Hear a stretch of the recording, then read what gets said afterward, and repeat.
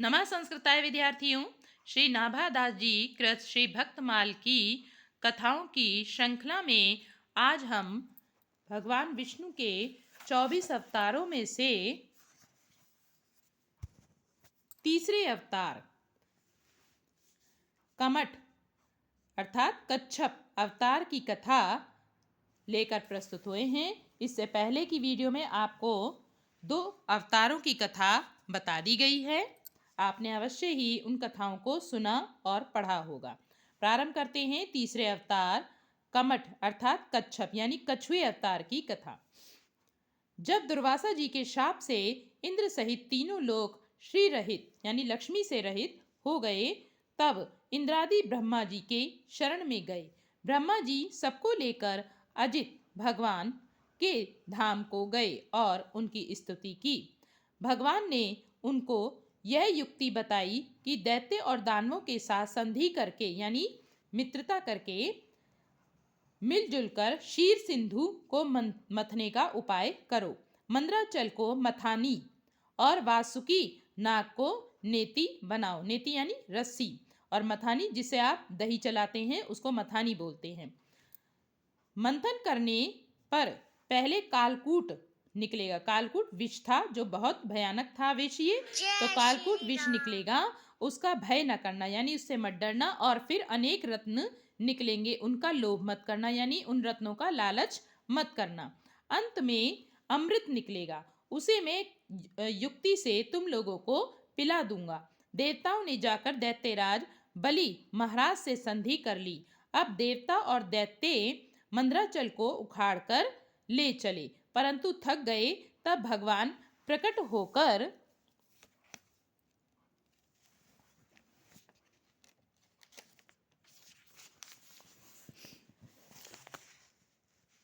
उसे उठाकर किसे मंद्राचल को उठाकर गरुड़ पर रखकर सिंधु तट पर पहुंचे। वासुकी अमृत के लोभ से यानी लालच से नेति बने। नेति अभी पीछे बताया मैंने आपको, रस्सी। जब और ये वासुकी कौन है? वासुकी नाग है।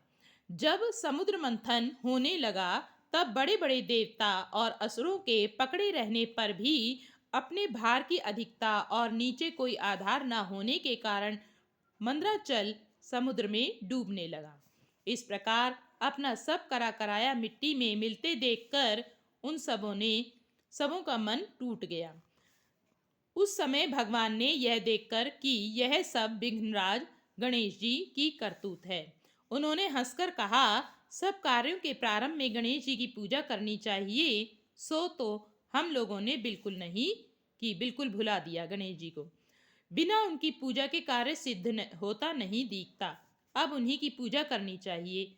लीलामय भगवान की लीला है, वे स्वयं सर्व समर्थ हैं, परंतु कार्य आरंभ में गणेश जी की अग्र पूजा की मर्यादा जो बांध रखी है उसका पालन करने के लिए जब देवताओं और दैत्यों का यह परामर्श दिया तो सभी लोग उधर श्री गणेश जी की पूजा में लगे। इधर भगवान ने तुरंत अत्यंत विशाल एवं विचित्र कच्छप रूप धारण कर समुद्र में प्रवेश किया।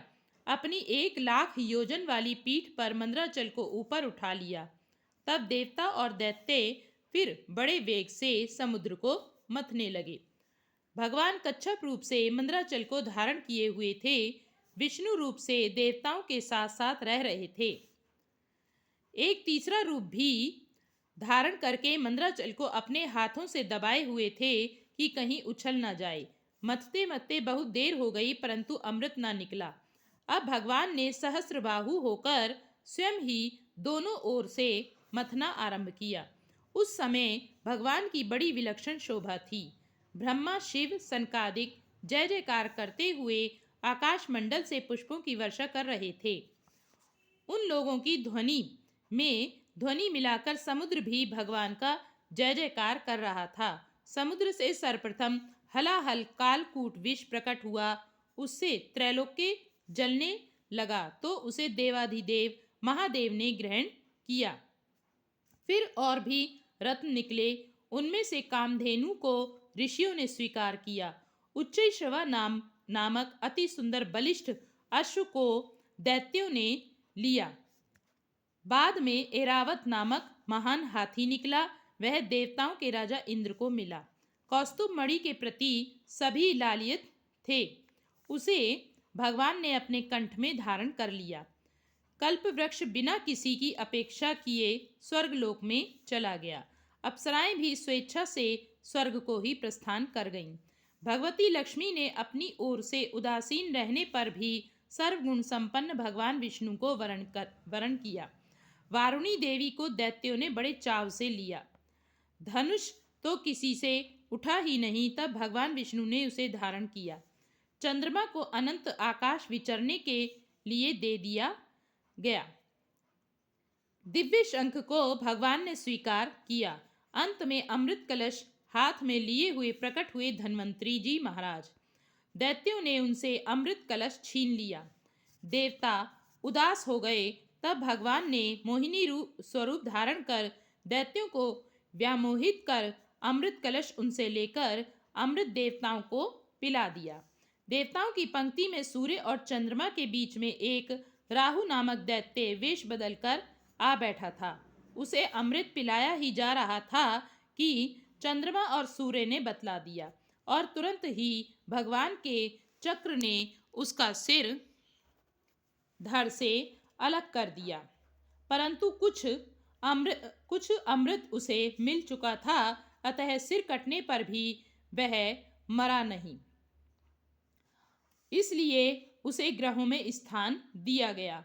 राहु अब भी सूर्य चंद्रमा से बदला लेने के लिए उनके पर्व अमावस्या और पूर्णिमा पर आक्रमण करता है, जिसे ग्रहण कहते हैं।